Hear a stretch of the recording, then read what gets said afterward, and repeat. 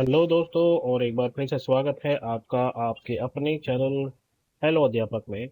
आज हम बात करने वाले हैं साइंस की क्लास 6 की साइंस का chapter 3, mindful eating a part to a healthy body. तो यहाँ पर पहली चीज जो है वो एक सवाल ये है कि हेल्दी कौन है। हेल्दी कौन है? हेल्दी कौन है? हेल्दी वो है जो खाता है होलसम, यानी बहुत सारी चीज़ें, सब चीज़ें खाता है, मॉडरेट क्वांटिटी में खाता है, और सीजन, टाइम और जगह के हिसाब से खाता है। तो इस स्टोरी में, या मैं ये कहूँ कि इस चैप्टर में आपको फूड और उससे रिलेटेड जो चीज़ें हैं, हैबिट्स वगैरह, और कौन कौन से कंपोनेंट्स होते हैं फूड के, वो सब आपको यहाँ पर पता चलेगा। इसमें ऐसी बहुत सारी चीज़ें हैं जो अगर हम डिस्कस करने बैठेंगे तो चैप्टर बहुत लंबा हो जाएगा।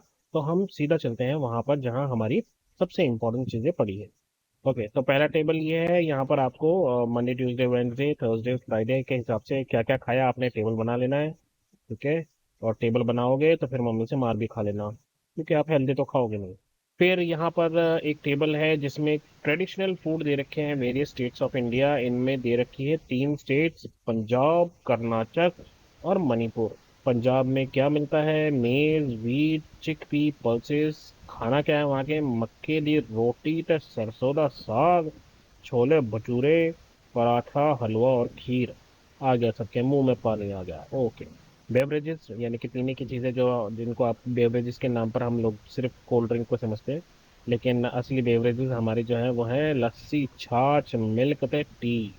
कर्नाटका में राइस, रागी, उड़द और कोकोनट। इडली, डोसा, सांबर, कोकोनट चटनी, यह वहाँ का ट्रेडिशनल फूड है। रागी के मुड्डे के मड्डे मुड्डे ही होंगे।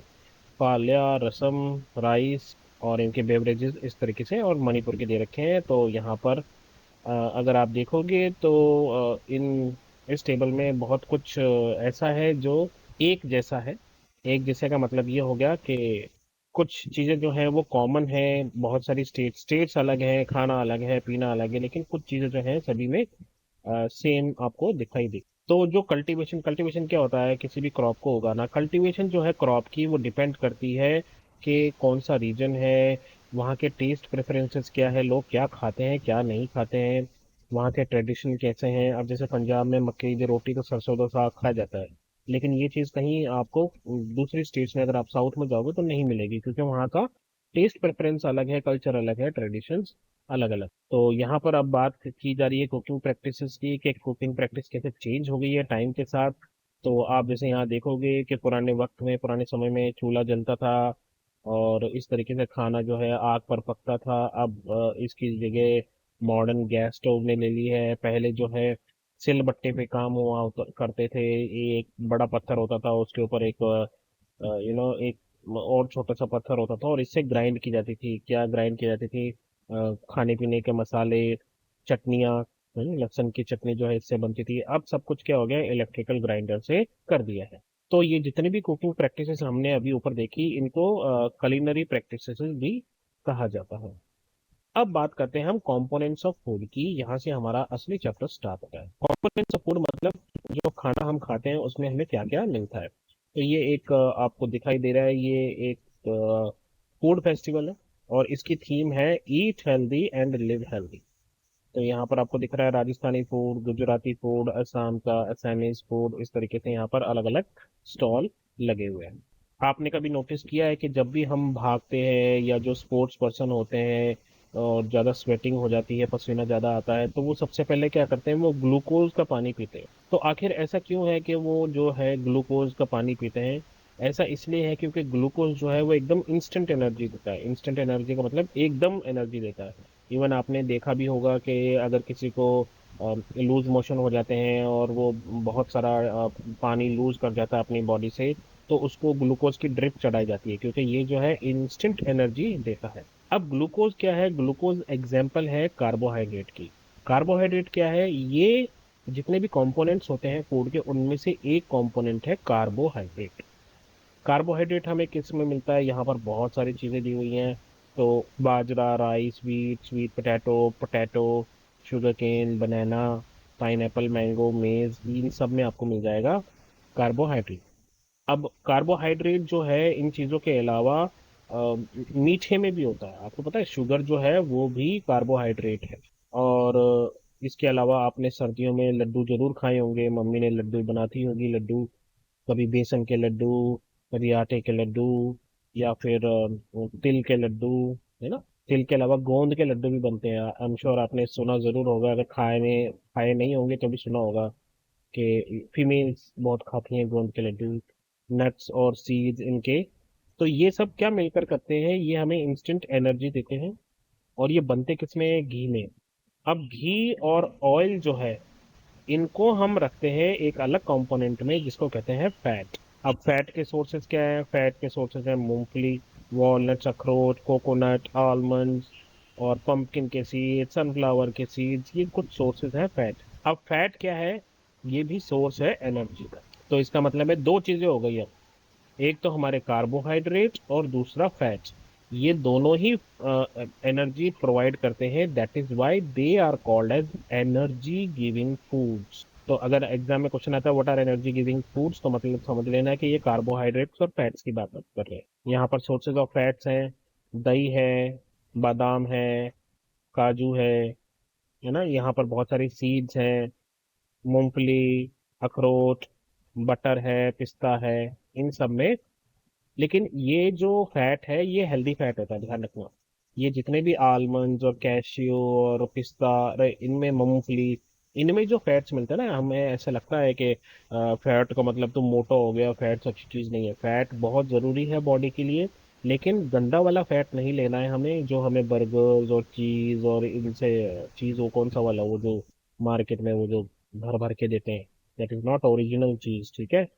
तो ओरिजिनल फैट्स हमें, जो अच्छा हेल्दी फैट है वो हमें इन ड्राई फ्रूट से मिलता है, तो ड्राई फ्रूट्स दबा के खाया करो। इसके अलावा पोलर बेयर का इन्होंने एक एग्जांपल दिया है। पोलर बेयर की एग्जांपल इन्होंने यहाँ इसलिए दी है क्योंकि ये आपको बताना चाहते हैं कि पोलर बेयर जो है वो 6 महीने के लिए या ज़्यादा, जितना जब तक उनकी ठंड चलती है, विंटर्स चलती है, वो हाइबरनेशन में चले जाते हैं। हाइबरनेशन क्या होता है, एक ऐसा प्रोसेस जिसमें ये जानवर जो है गर्मियों में दबा के खाता खूब सारा, और अपनी बॉडी के नीचे एक फैट की लेयर जो है वो जमा कर लेता है, और फिर चले जाता है सर्दियों में सोने।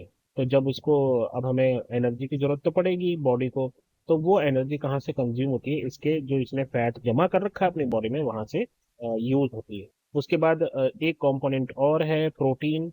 मेरे हिसाब से ये बहुत ही इम्पोर्टेंट कंपोनेंट है। ये हमें मिलता है मिल्क प्रोडक्ट्स और दालों में।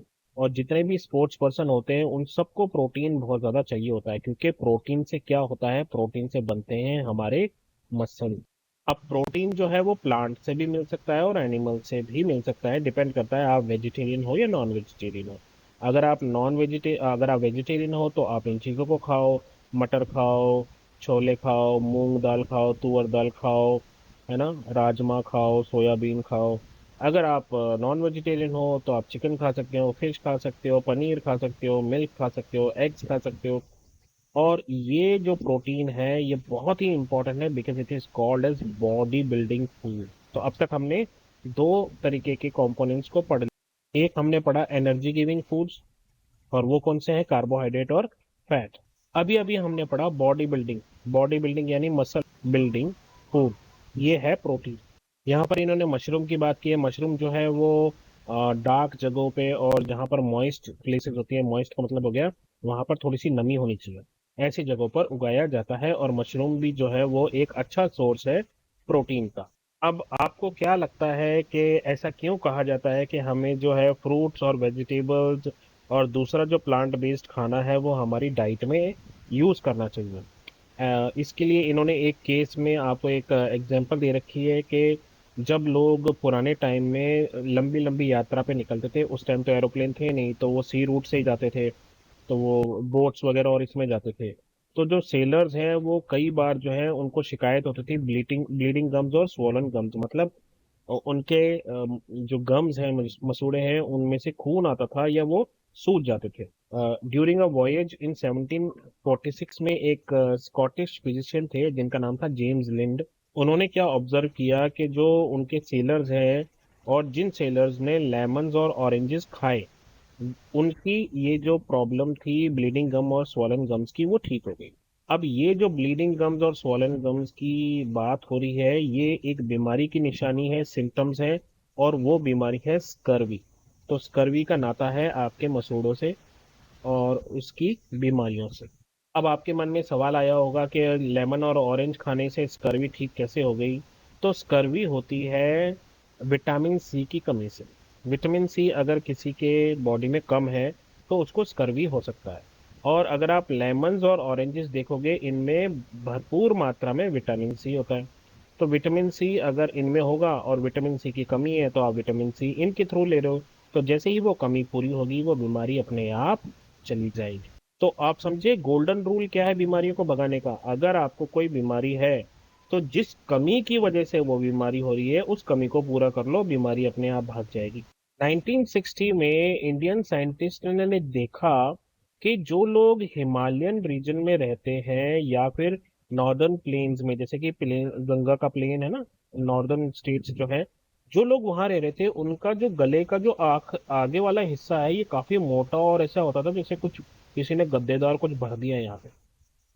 और गवर्नमेंट ऑफ इंडिया ने जब इस चीज को पहचाना तो उन्होंने क्या किया, कॉमन सॉल्ट यानी कि जो हमारा नमक है उसमें आयोडीन की मात्रा मिलाना स्टार्ट कर दिया।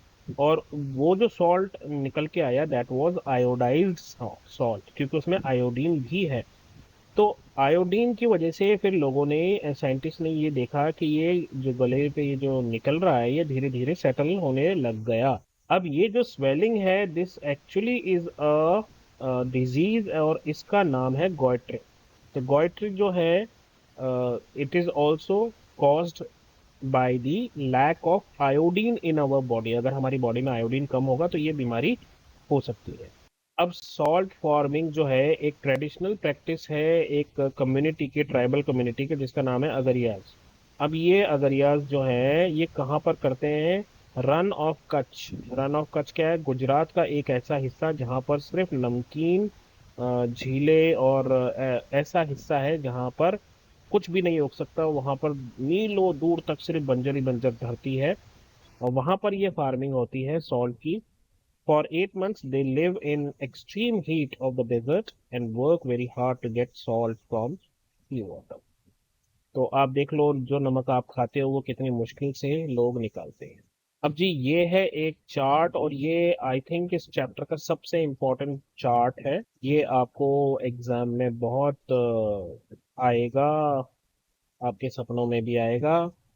ये है, इसमें क्या है, आपके कुछ विटामिन्स दे रखे हैं, उनके क्या फंक्शंस हैं और किन से हमें विटामिन्स मिल सकता है। अगर ये विटामिन ना हो हमारी बॉडी में तो हमें क्या बीमारी हो सकती है और उसके सिम्टम्स क्या है।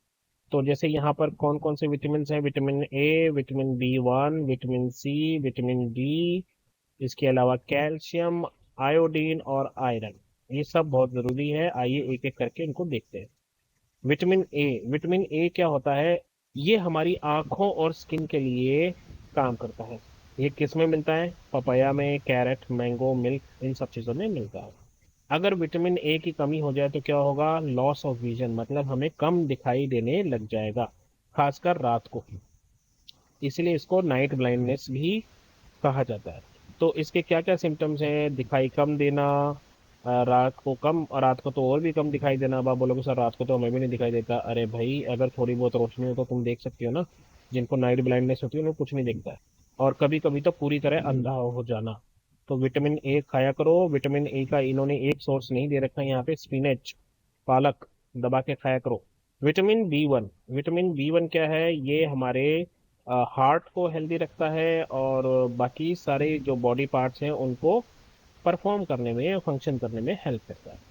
अब विटामिन बी 1 किससे मिलेगा जी, हमें मिलेगा दालों से, लेग्यूम्स को मिलता है दालें, नट्स जैसे आपके काजू बादाम, ग्रेन से मिलता है जो हमें धान मिलता है, सीड्स, मिल्क प्रोडक्ट। और इससे जो बीमारी होती है, अगर विटामिन बी 1 नहीं हो तो बेरी बेरी बीमारी हो सकती है इससे। अब ये क्या है, इस बीमारी से होता है एक तो स्वेलिंग, सूजन, हमारे शरीर में कई जगह सूजन चढ़ जाती है।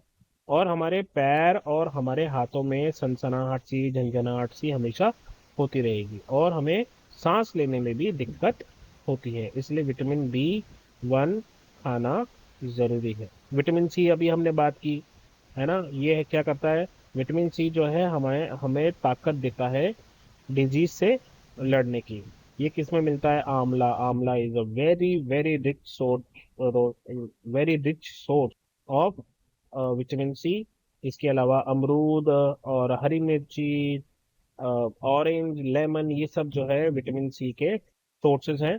इससे इसके ना होने से क्या होगा, स्कर्वी होगा, जिसमें आपके गम से खून निकल सकता है और आपके जो घाव हैं वो घाव भी धीरे धीरे बढ़ेंगे अगर आपका विटामिन सी की कमी है तो। उसके अलावा है विटामिन डी।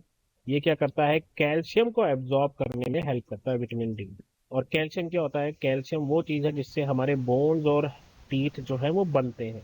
तो विटामिन डी का सबसे अच्छा सोर्स है सुबह सुबह की धूप। अगर आपको सुबह सुबह की धूप मिलती है तो आप उसको अपनी स्किन पे पड़ने दीजिए। अपने स्किन को ढकिए मत, हाथ थोड़े से शर्ट वगैरह ऊपर कर लीजिए, ऊपर इन द सेंस हाथों पे ऊपर कर लीजिए, कहीं पेट दिखाने लग जाओ, ठीक है।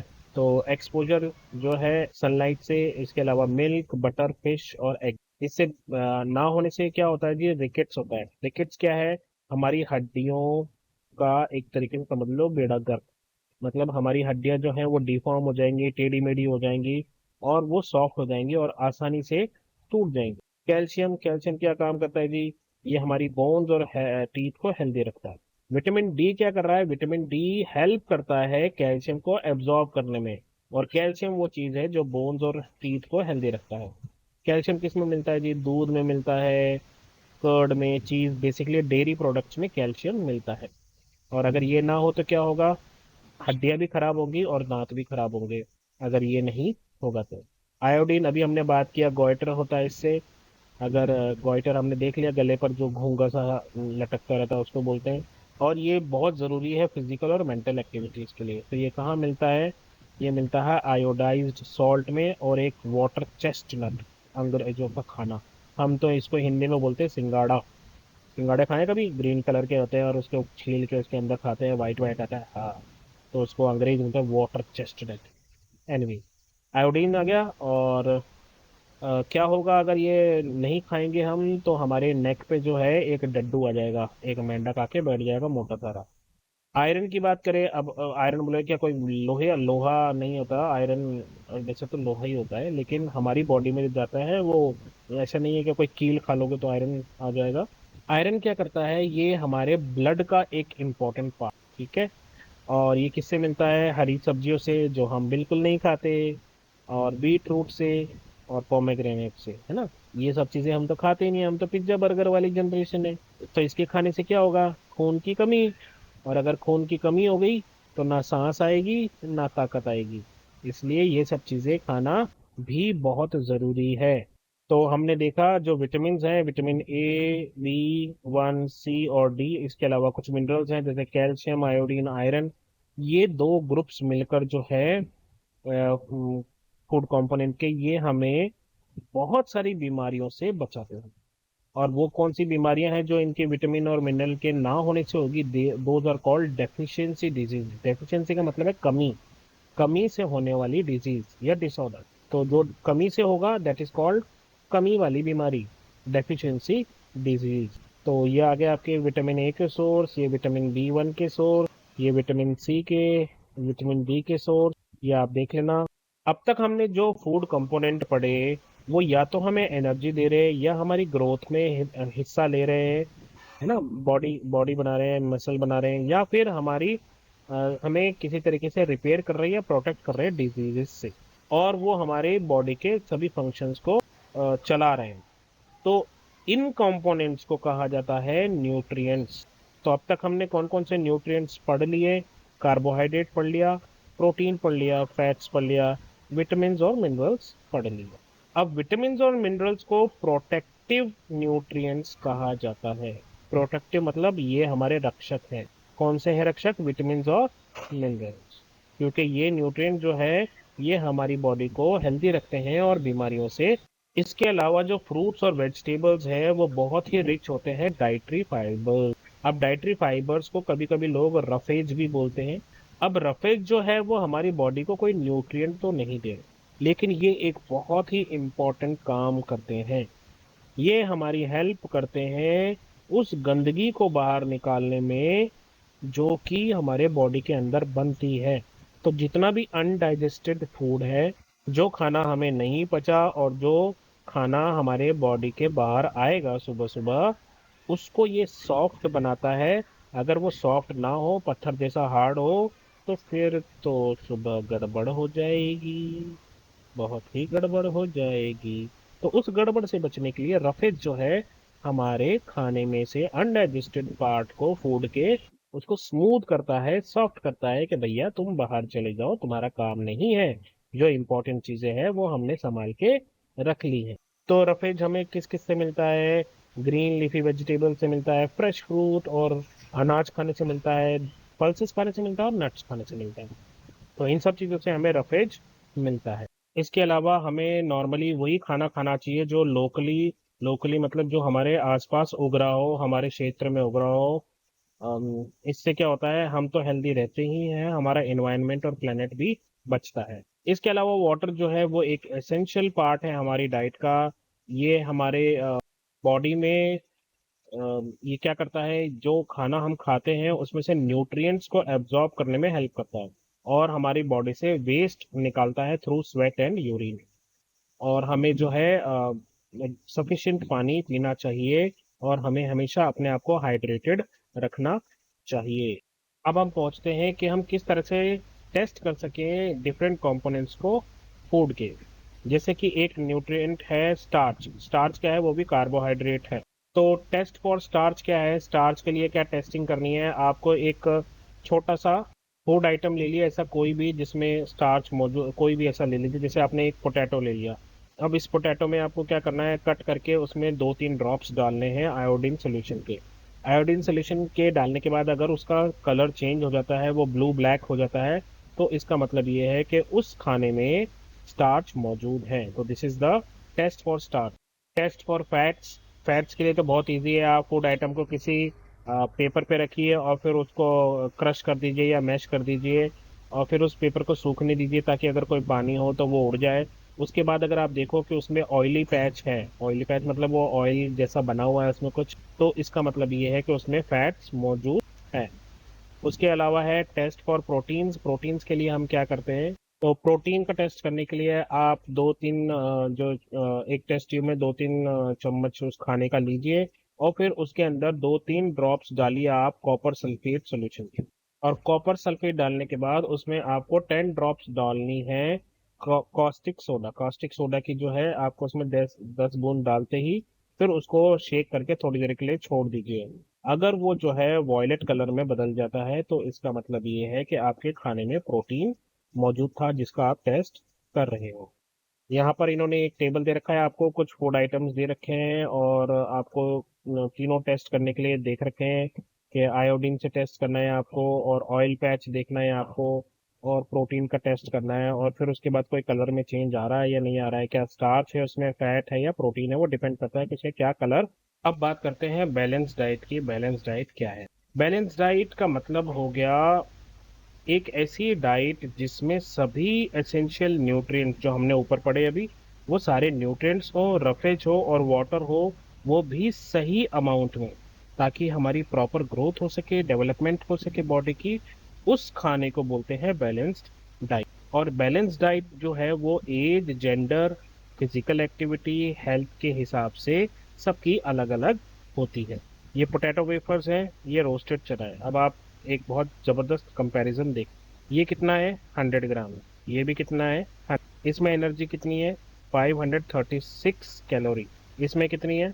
355 कैलोरी। एक तो कैलोरी कम। इसके अलावा इसमें कितना है फैट्स है? 35 ग्राम। इसका फैट्स देखो कितना है? सिर्फ 6 ग्राम। कार्बोहाइड्रेट इसमें देखो कितना है? 53 ग्राम। इसमें कार्बोहाइड्रेट कितना है? 58 ग्राम। इसका प्रोटीन देखो, प्रोटीन जो है आजकल की दुनिया में सबसे ज़्यादा मांगी जाने वाली चीज़ है। इसमें प्रोटीन है मात्र 7 ग्राम।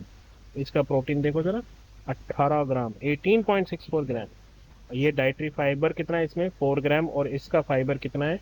16 ग्राम। तो आपको क्या लगता है दोनों में से ज़्यादा न्यूट्रिशनल क्या है? ये definitely this is more nutritional. कुछ फूड ऐसे होते हैं जिनमें बहुत ज़्यादा कैलोरीज होती हैं क्योंकि उनमें या तो बहुत ज़्यादा शुगर होता है या बहुत ज़्यादा फैट होता है।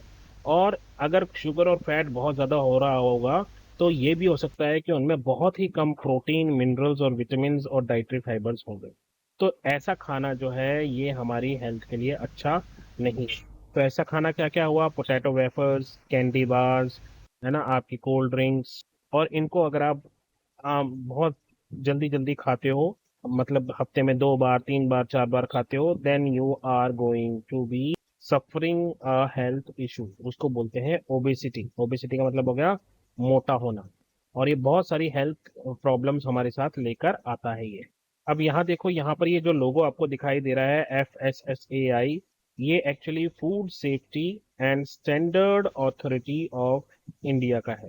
Food safety and standard authority of India, ये एक गवर्नमेंट एजेंसी है। इसका काम ये होता है कि जो खाने की क्वालिटी है वो कैसी है इंडिया में, ये उसकी देख रेख करता है। और इसीलिए पैकेज्ड फूड आइटम जितने भी आते हैं उन सब पे इंफॉर्मेशन लिखी होती है कि इसमें कितने ग्राम क्या है, कितने ग्राम क्या है। लेकिन हम सब तो वो पढ़ते ही नहीं है, हमें तो बस अपनी टेस्ट से मतलब है, अपनी जुबान से मतलब है, टंग से मतलब।